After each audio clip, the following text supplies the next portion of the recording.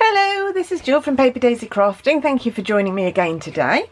Today I thought I'd show you the customer thank you gifts I sent out for the month of anyone who ordered in September. Some of you might know, if you order from me, however big or small your order is, I do like to send you a little thank you package just to let you know that every single order is really appreciated. I like to give really good customer service when I can, and I think getting a little package just to say thank you in the post is always well received. And I always enclose a handmade card. In the handmade card I write on it, but I write on a post-it note, so if you wanted to you could take out the post-it note and then you could reuse the card to send it on to somebody you know if you so wanted to. And then I send a little handmade gift as well. Quite often it's chocolate, but sometimes it's other things. Sometimes it's little tiny toiletries, or I think I've once sent some hand wipes or some tissues, but nicely packaged using Stampin Up products, obviously. And this month everyone got either a bar of this chocolate, or I did have some other chocolate bars that I did the same thing with. These are from Aldi. They come in a 5-pack. Not very expensive, but lovely chocolate, really nice. I do need to keep an eye on the cost of these things, obviously, but I wouldn't send them unless it was really nice chocolate, and these are really nice. So these are what's wrapped up in these little packages. You can see I've used the Petal Promenade papers, and I'm just going to show you how to make these little boxes and how I decorated them. And put those ones to one side. Now, in order to know how to make a box for this chocolate, I'm going to use the envelope punch board, because it's not just for envelopes, as you might be well aware. And I'm going to use a website which is called Crafty Owl Box Buster, and what you do is you put all the dimensions of the thing that you want to make a box for. So I put this dimension, and this dimension into the calculation, and it then calculates the measurements that you need for the envelope punch board. So if I bring my envelope punch board in like so, and the Crafty Owl Box Buster tells me that in order for this to fit my chocolate, I need a piece of paper that is 134 by 134. You always start with a square piece of paper for this. So 134 millimeters by 134 millimeters, so that's 13.4 centimeters. I will try and do a conversion in Imperial on my blog, so just pop down to my blog and have a look. And then it tells me, so what we're going to do, it does have all the instructions on the website, but it tells me we're going to do 2 punches along each side, 2 punches and 2 score lines, and the first one is at 4.4 centimeters or 44 millimeters. So what you do is you line your paper up here with the millimeters. So this is millimeters, this is inches, but I've got millimeters on here. And then you find this score line and you score. So you punch and then you score, and then the next one is at 5.5. So you move this along to line up with 5.5, and you punch and you score. Such a brilliant tool, this, to be able to do any size box. You then take the paper out and turn it completely by 180 degrees and do exactly the same thing. So the first one, sometimes just need to clear this punch, otherwise it doesn't go level, is at 4.4 centimeters. So punch and score. And the next one is at 5.5 centimeters. So you punch and you score. Then you have the other 2 sides to do. And what we're going to do, rather than, I'm sorry you can't see those score lines better. Can you see them better on there? See where I've scored? What we do on this side is, instead of using those measurements, we're going to line up with the score line. So I need to be able to see these score lines. So maybe if I just fold it a bit, you might be able to see them. I don't think you're going to be able to see it very clearly on the camera. This paper is quite busy. But anyway, so what we do is we line up one of the score lines. I'm going to go with this score line here, and I'm going to punch and I'm going to score. It's much easier to see in real life, but I know this is probably very difficult to see on camera. And then I'm going to the next score line, punch and score. And then I'm going to turn it around 180 degrees and do exactly the same thing on this side. So line up your score line. That lines up with this little marker here. If you're not sure what I'm lining up, this little marker here lines up with the score line. And you punch and score, and you move it along to the next score line and you punch and score. Really nifty little tool, this envelope punch board. I love it. Right, so that's all the punching and scoring that we need to do. So then we're just going to burnish all of those folds. And then the magic bit, we're going to see if it fits our chocolate bar. So all I did was put these measurements into Crafty Owl, and hopefully it's going to be able to package my chocolate bar really well. It's like magic. I don't know what the formula is that they use on the website, but it seems to work every time. I've never had a problem with it. So there's the basics of my box. So when my chocolate goes in, you can see that's going to fit perfectly. Got a bit of an overhang with some of these, so these piece, because we started with the square piece, so we're going to just trim that piece off there, and then again over here. So you just need to trim those little corners off like so. Okay, so what you'll end up with is these little corner pieces, and what you need to do is just snip, and they're going to be the little tabs that hold the box together. And as usual, I've just got a little bit of glue on a lid, a Pringles lid, because that's the easiest way to deal with these tiny little areas. So just put a bit of glue on each tab.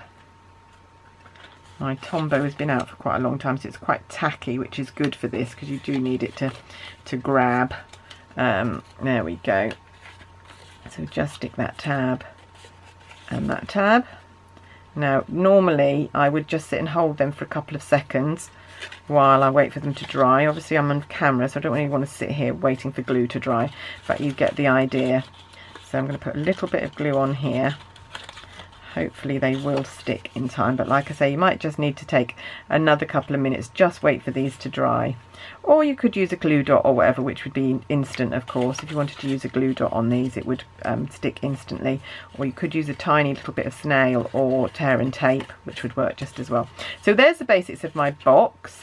Like I said, it just needs a couple of minutes to dry properly. But then I'm going to pop my chocolate in, fold in the little tabs first, the bigger tabs last. I might do it that way around. And I'm just going to pop a glue dot, one glue dot on, tool, get a glue dot off here, and I'm going to pop one glue dot on here, and that will just hold the whole thing together. Don't need any other gluing. And that's your parcel, that's your little box. So can you see that you can make a box for any size package just by putting the dimensions in this fabulous website. Now then, I had two different decorations on these two. This one I made a card belly band, and then I used this die. Now all of the dies I used were from the Stitched Labels framelits set, which is here. Some really pretty stitched labels. They are what they say, stitched labels. There's some really pretty elements here. I like this set. So on that card I've used this larger circle here, and on this card that I'm making today I'm going to use this oblong tab there. So let's just pop that back on there just to stop the sticky. I need to transfer those onto magnetic board. So I'm going to do a similar thing to here. On this one I used ribbon, and we don't have this colour ribbon in the catalogue, but this is the white, the metallic edged white ribbon, and I've coloured it with Lovely Lipstick Blend, the light Lovely Lipstick, which I think looks quite nice. But for this card I thought I'd just leave it plain. I thought I'd use white and make it very romantic, white and pink. So I've got the tag that I've already stamped, thank you so very much, in Blushing Bride, which is one of the colours in the paper. This sentiment is from Flourishing Phrases, which is a really useful set. It has a lot of nice sentiments, and I use it all the time. So there we go. So thread your ribbon through,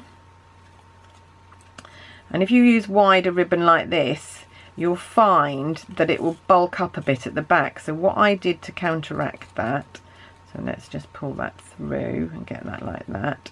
So there we go, that's going to go like that. Okay, what I did to counteract that was I just came in with the glue dot and just put one glue dot behind the ribbon to hold it flat against the side, because otherwise it's quite a lot of bulk of ribbon there. So just do that and then just press, and that will just hold the ribbon down a bit and won't give you too much bulk. But then I put a couple of dimensionals on the back here as well. So again, 1 to hold the ribbon in place, and 2 just so that I got a bit of dimension. So these are the larger dimensionals.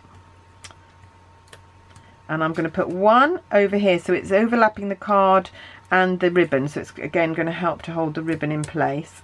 And another one over this side, like so. So that then gives us a bit of dimension, but the ribbon's very nicely held in place.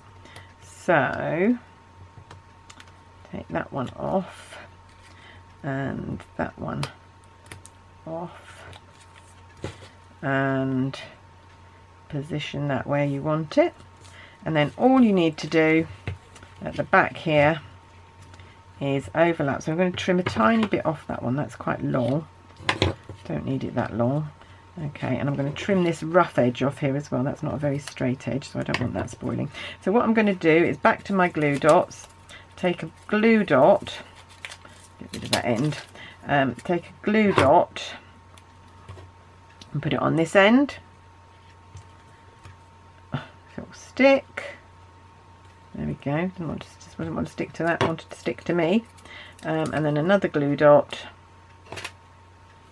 and stick it there, and then just come in, make sure the ribbon is in the middle and straight, and just glue down. Does mean that whoever receives this has to take this ribbon bit apart in order to get into their package, but that's fine, I think. There we go, and that's my little package. So we've ended up with 3 little packages, and these are thank you packages that I send out to customers. So these were the September ones, but now I've got 3 spares, so someone in October might receive these. I definitely won't send them to the same people if they order again.